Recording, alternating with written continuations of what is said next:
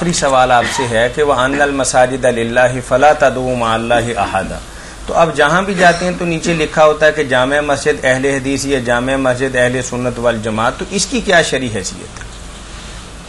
شرعی حیثیت جو ہے، اگر یہ تو آدمی کو نماز پڑھنے سے بعض اوقات روکنے والی بات ہے کہ جب فرقہ پرستی اس حد تک جا چکی ہو تو آدمی نام دیکھ کے اپنے انہی قدموں پہ لوٹ آتا ہے۔ یہ لکھنا جو ہے اس کی ضرورت اس لیے پڑ گئی کہ لوگوں نے قبضہ گروہ پڑینا ایک دوسرے کی مساجد پر قبضے کرنے شروع کر دیے۔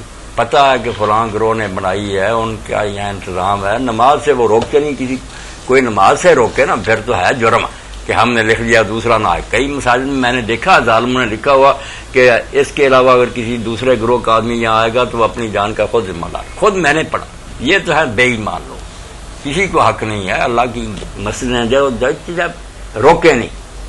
باقی اس لیے کہ کوئی جھگڑا نہ یار کھڑا کر دے، کل ثابت کرنا پڑے کہ یہ ہماری مسجد ہے، لکھوا دیتے ہیں کہ یہ حنفی بریلوی حنفی، اس میں ضرورت سے جائز بھی، مگر یہ کہ نماز نہ پڑھنے دیں، یا جو پڑھنا چاہتا ہے وہ سمجھے ہو اس پر تو یہ میں نہیں اس مسجد میں داخل ہوں گا، یہ ان کا قصور ہے، روکنے والوں کا یا اندر نہ داخل ہونے والے کو۔ سب کو بلا جھجک ہر مسجد میں جانا چاہیے، ساری مسجدیں مسلمانوں کی ہیں، اور یہ بھی کرنا چاہیے کہ جو بھی نماز پڑھا رہا ہے اس کے پیچھے نماز پڑھے۔ وہ عبداللہ بن عمر رضی اللہ تعالیٰ عنہ کی بات ذہن میں رکھیں کہ میدان عرفات میں تینوں گروہ سال جمع تھے، دشمن ایک دوسرے کے، جنگیں لڑ رہے تھے، نجدہ حروری عبداللہ ابن زبیر رضی اللہ تعالیٰ عنہ، اور وہاں عبد الملک جو شام میں تھا اس کا گروہ بنو امیہ کا، کبھی وہ مسلح پر قبضہ کر رہے تھے کبھی وہ۔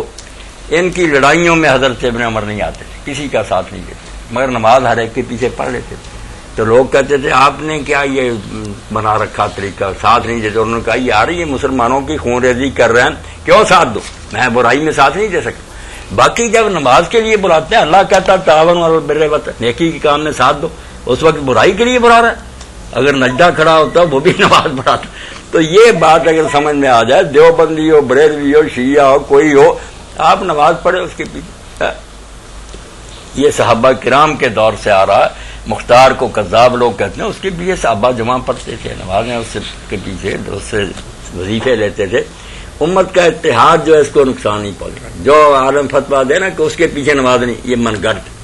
اسی لیے امام ابن حمام لکھتے ہیں کہ چاروں اماموں سے کسی کا قول نہیں کہ کسی فرقے کو کافر کہا ہو، یہ سارے ان کے زمانے میں تھے، شیعہ اور فرقہ۔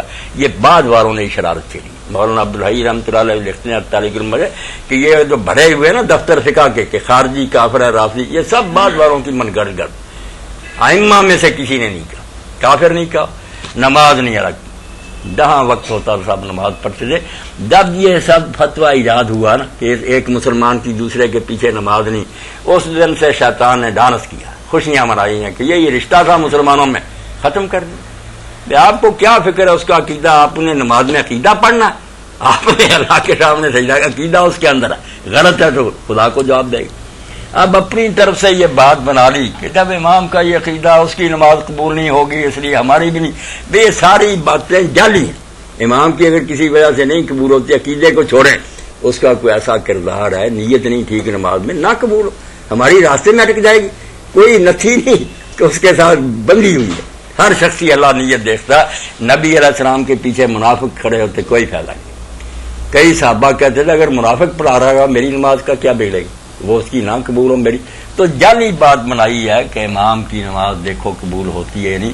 اس طرح تو خود اپنے گروہ کا بھی عالم جو اس کے بارے میں آپ کو کیا پتہ قبول ہوگی، پہلے اللہ کو ٹیلی فون کریں کہ بتائے اس کی قبول کروں گا، خواہ مخواہ مصیبت میں پڑے، جائیں نماز پڑھیں، قبلہ رخ ہو، پڑھ رہا۔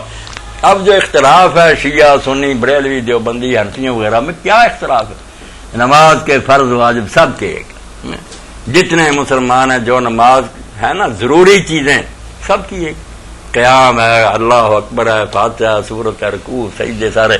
باقی سنتیں جو ہیں یا مستحب، کوئی کہتا ہے یہ بھی اچھا ہے یار، جیسے کھانے کے سلاد ہوتا ہے تو ذرا مزیدار ہو جاتا، بہتر ہے، ورنہ سب سے پوچھیں کہ اگر نہیں کرتا پھر کیا۔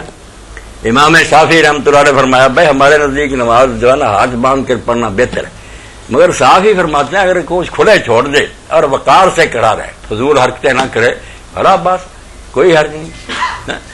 کوئی ایک بھی امت میں ایسا نہیں پیدا ہو جس نے کہا کہ ہاتھ باندھنے فرض ہے، نہیں ایک سنت جو چھوڑتے ہیں ان سے پوچھتے ہیں کہ تم کیا کہتے ہو, وہ بھی امام مالک کہتے ہیں یار میں سمجھتا ہوں چھوڑنا بہتر ہے, مگر اگر کوئی باندھتا ہے تو کوئی کفر نہیں کرتا. بالکل چھوٹی چھوٹی باتوں پر ٹکڑے کر دیا. یہود نصارہ ہمیں تباہ کر رہے ہیں, ان کے یہ مسئلے نہیں ختم ہوتے. جی جزاکم اللہ خیرہ. اس